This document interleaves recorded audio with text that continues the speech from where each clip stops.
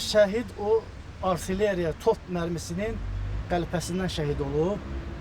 Yəni o şəhidlik bizə xəbər gələndə ki, dedilər ki, yaralıdır.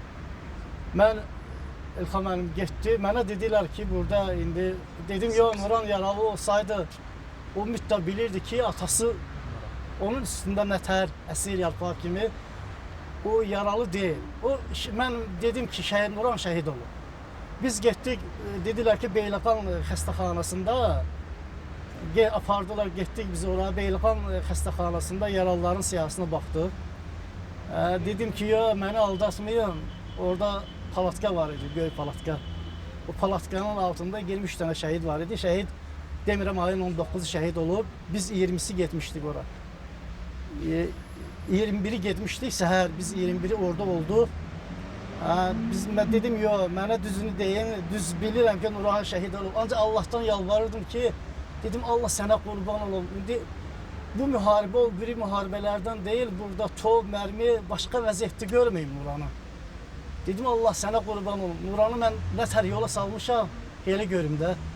Qurban olma Allaha. Mən dedim, şəhid olub balam, bunun başqa, bu vətənimiz sağ olsun. Başımız dik, qürurumuz ucadır. Şəhid olub, ancaq mənə dedilər ki, gəl Qubalı balası, gəl səni aparım. Apardı məni nəyəsə palatkanın altında. Bu 23 dənə şəhidin arasındadır sənin oğlun. Başın sağ olsun. Mən onu İlham müəllim ayaqlarına tanıdım. Mən onun ayaqları çıxmışdı, o 42 razmer, 1,2 boyu var idi. Allah'a yalvardım, müəllifəni çəkəndə dedim ki, Allah, mən onun üzünü başqa cür görməyim. Çəkdim, gördüm ki, buradan gelmişti, gözün altından, arkadan baş hissesinden çıkmıştı. Nuran gülürdü. Gözleri açık idi. Nuran gülə gülə şəhid olmuştu. Ve qucaqladım.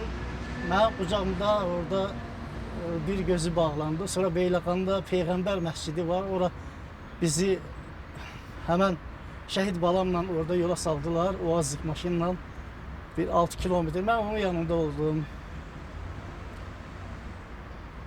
Orada Peyğəmbər məscidinə çatar çatmaz o bir gözü də bağlandı. Nə deyim, vallah. Allah rəhmət eləsin. Allah razı olsun.